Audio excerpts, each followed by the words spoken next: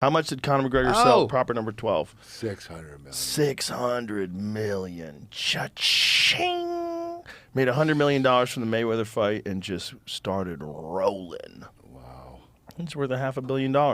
And he's, 35. Yeah. Is that it? That's it.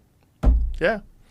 I mean, if it wasn't for his leg snap, he's still in the prime of his career. But that leg snap's a real problem. That's a real problem. He's not coming back from that, huh? I don't know. I mean, if he does, he'll be the first. And if anybody does, maybe he can do it. Yeah. If anybody can do it, maybe it's him because he snapped his leg in the prime of his career. Anderson was a little older. I believe he was 36 or 37 when he snapped his leg.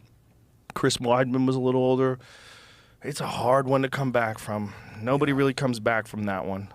It's just... Is it because you have to have metal put in there? You do. You have to have plates. And then it's also, you got to think the difference is you're kicking. And you're taking kicks. Like, guys are going to kick you in that shin for sure. They're going to kick you in your calf. Scar tissue and everything, Nerve damage, calcium, all the above. Build up. And you got to think when that leg snaps, it snaps like that, right? And then you got all that broken bone that's damaging all that tissue inside of it. And I don't know the extent of, how much damage was done, but it's been 2 years, right? Is it about 2 years now? Since he last competed, I believe it's about 2 years. And, there's all this talk about him and Michael Chandler fighting from the Ultimate Fighter. I know he's sparring. I've seen footage of him sparring, and he looks good. He looks real good.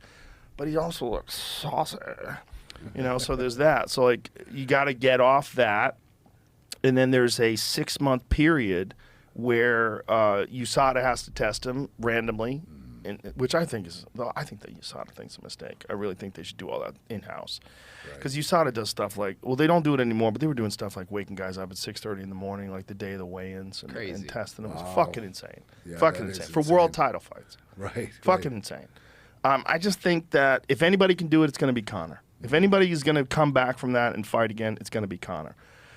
But, it's that famous Marvin Hagler quote. It's, it's hard to get out of bed and run in the cold when you're sleeping in silk sheets. When you're you're the champ and you're rich as fuck like he is, and he doesn't have to do nothing forever. He's got generational wealth. Oh, yeah. And yet, here we are in the situation where, he's still in the prime of his athletic career.